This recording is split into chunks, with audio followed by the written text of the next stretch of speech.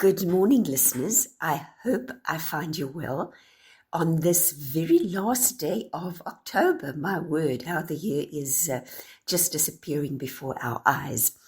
We've had a request from Jason, thank you, Jason, to chat about acknowledging personal achievements and strengths. Now, obviously, to acknowledge your achievements, you have to recognize them, and the same for strengths. Now, let's start with achievements, personal achievements. Let's say, ask yourself, what am I most proud of? Is it when I scored a try? Is it when I did a presentation to the company? Is it something I've created? So when were you most proud of something that you did? When did you feel most good about yourself? That would be a start of an indication of an achievement. And what did it entail? It may be an exam that you passed. Maybe you are graduating. Maybe you are looking forward to passing your matric with great success. Those are kind of more obvious achievements. But there are these subtle achievements of, as I say, maybe it's a presentation you've done. Maybe it's just something you've achieved within yourself. You've overcome something, perhaps a shyness, or doing something in public that you weren't comfortable with before. Those are personal achievements. So ask yourself, as I said, Jason, firstly, what am I most proud of, and what did it entail? Okay, in other words, what were the specific skills or knowledge that I used to make it a success? And those skills and knowledge would then also dovetail as your strengths. It could be excellent communication skills. It could be conflict management or emotional intelligence. We've chatted so much about emotional intelligence because it is such an important skill to have, a strength. And there it could have entailed, maybe there was a situation where your emotions got heightened and you were able to park them and deal with the situation in a logical fashion. Maybe they were analytical skills or a special knowledge that you possessed without which that particular situation would not have been a success. Now, when someone compliments you, and this is about your personal achievements again, when someone compliments you, accept the compliment gracefully. We are so often inclined to say, oh, that was nothing, or I should have done better, or, I don't think I could repeat that. You may say that to yourself. And this is a huge thing, Jason. When someone says, well done, that was amazing, say, thank you very much. Yes, I am proud of what I achieved there. And there you go. Don't play it down. And with this comment, I'm not advocating arrogance.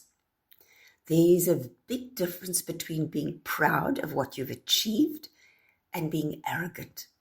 So arrogance is seeing yourself as better than anyone else. And personal achievement is about acknowledging my achievements and being proud of myself in that achievement, but not using it as a tool to see myself as better than, or to humiliate others or make them feel less than.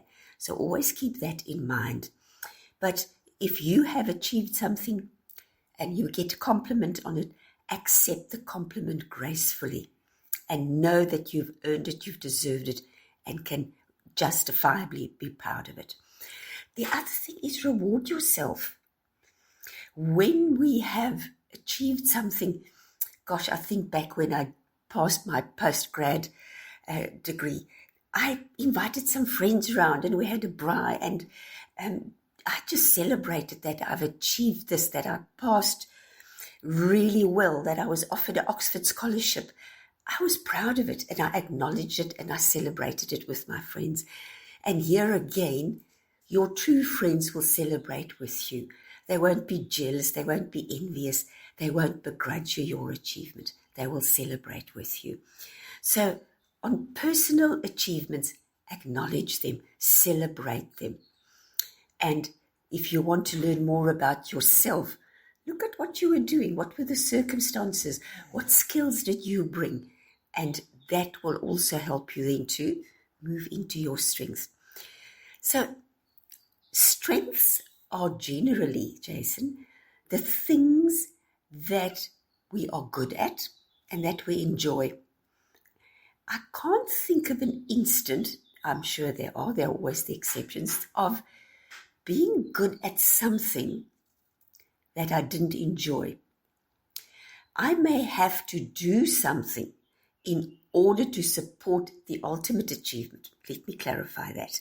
So when I was studying psychology at university, we had a semester of child psychology. I did not particularly enjoy child psychology, but I know I had to do well in it in order to get my degree with excellence.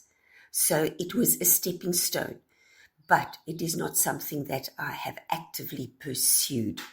So if you want to identify your strengths, you can also ask for feedback. Ask friends, ask colleagues, what do you see me as good at? And then you can see if there's a pattern. If you can see, well, the things I'm good at are all related to accounting situations, then you know that is a strength and that is something you can explore. Your personality styles, we've chatted about that, and listeners, let me know if you would like me to go over that. But your personality style, so if you're an introvert, your strengths would be different to that of an extrovert. If you are an adventurer or a Labrador, and remember, the adventurers, they're the Bear Grylls of the world, and these are the people that like to go and, climb Everest and go and conquer the South Pole or the North Pole and go and explore the jungles. And the Labrador is the person who likes routine, who follows the rules, who follows instructions. Let's say, for example, someone who's in a uniformed service, the police, the army, the navy, a fire brigade. They like that. I know what I do. I know what I have to do. I know what's allowed. I get instructions. I follow them. And they thrive in that. I call them Labradors. So if you know what your personality style is, not type, style, your personality style is, that would give you a great insight in where your strengths lie. And as I say, you can see patterns within yourself where you have achieved, and ask for feedback. And you may find that, wow, I see a pattern that I'm really doing well when I am outdoors. I really do well when I am talking to people. I really do well when I'm locked away in my office or in my art studio, and I can just be by myself and do what floats my boat, as they say. So those personal strengths will help you identify in which environment you will not just exist, but you will flourish. So, but of course, lastly, don't stop growing and discovering yourself. Jason, we as people are never complete. We are never done. And as I've said before, the things I enjoy now, the things I find valuable and important now, are very different to the things I did 20 or 30 years ago, because life changes, we change. What was important to you when your kids were small is not important to you now when you perhaps have a grown family of kids that have left home. And what's important to you if you are a young person, maybe a student, is different to what was important to you as a school-going young person.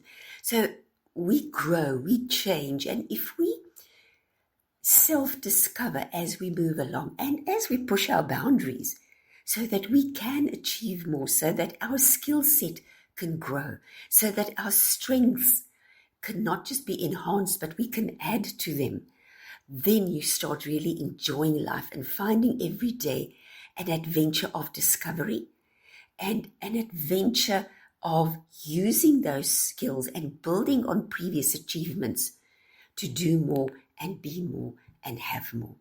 So I hope that was helpful. And if you want more specific information, then feel free to give me a shout, Jason. And listeners, please keep the requests coming. Otherwise, I'm going to run out of my own suggestions.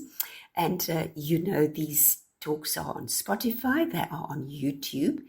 So please give it a thumbs up and subscribe where necessary. And send in your requests. We are fast heading for the end of the year, as I've said.